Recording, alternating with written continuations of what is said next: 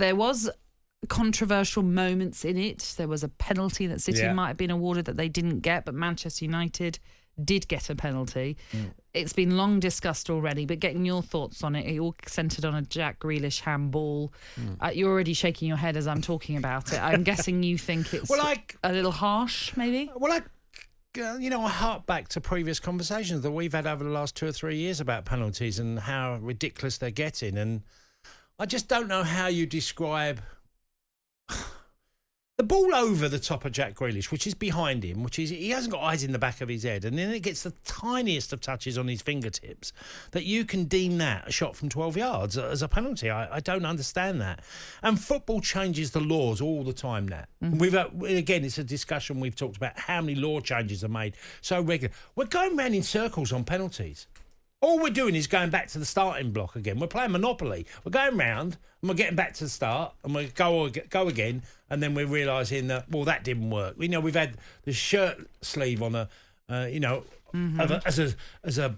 benchmark of whether it's a penalty. And we've had, is it unnatural? And I'm just thinking, can we just have a little bit of a grey area in there and just go, let the referee make a call whether he actually... If you said... To me, it's quite simple on this. If you just said to the referee, should that be awarded for a 12-yard penalty kick? Just the simple, does that deserve to be a 12-yard shot one-on-one versus a goalkeeper as a penalty? And if you think it does, give it. Because I think all the other areas is just... the official had no choice because of the laws. He had no choice. So he has to give a penalty. But everybody watching, everybody who's played the game is thinking, really? Is that all you need to do to get a penalty? Well, obviously, this all centres on Law 12, which is the handball law, of course, where there's a number of sort of different stipulations as to why that could be an offence. And you could say, look, does he deliberately touch the ball? When we're obviously discounting that. It doesn't appear to be a deliberate touch of the ball because the proximity of that shot, let's say, or the cross, certainly you would discount that. But what they would have looked at, and it was David Coote, the VAR, who alerted Paul Tierney to look at the monitor. He would have looked at that incident and thought, well, perhaps Jack Grealish has unnaturally made himself bigger with the way that his hand is. Now, I know a lot of former players that were involved in the commentary or in the punditry roles were all saying it's natural to jump. You have to use your arms to jump, and therefore that's what Jack Grealish is doing. But by the letter of the law, you can maybe understand why David Coote has at least suggested to Paul Tierney to look at the monitor. But it is still a subjective call at the end of the day. Yeah. And I'm reading Mark Halsey, who's in The Sun today, and he's sort of doesn't necessarily think it was something that had to be looked at in the sense of overturning a decision. It wasn't necessarily a clear and obvious call because it's subjective at the end of the day.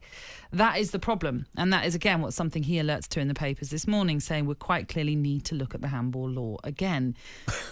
Going back in circles. Which is a little frustrating because how often do we look at this? Once you say to the referee, you need to go and have a look at it, you feel like he's made a mistake because you've told him to go and look at it. Yeah. And then he sees the slightest touches with the fingers. I mean, when it's behind him, I'm thinking, well, how on earth is that handball? It drops over his shoulder.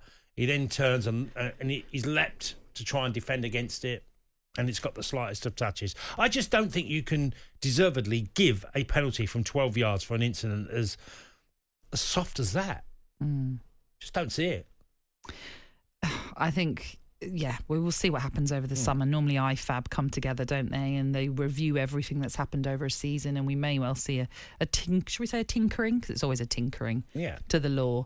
That being said, as I say, it's Law 12, which says that if a player deliberately moves his arm or hand towards the ball, making their body unnaturally bigger, they will be penalised. Although Mark Halsey thinks that actually was a natural position when the ball hit his fingers for the penalty. Therefore, it was not a clear and obvious error. So the referee didn't have to go with what David Coote suggested, but probably Paul Tierney would not have seen the incident because it was so minute. And we were talking about it off air, saying you forensically have to review it, don't you? Yes. To suddenly realise, okay, maybe he has touched the ball.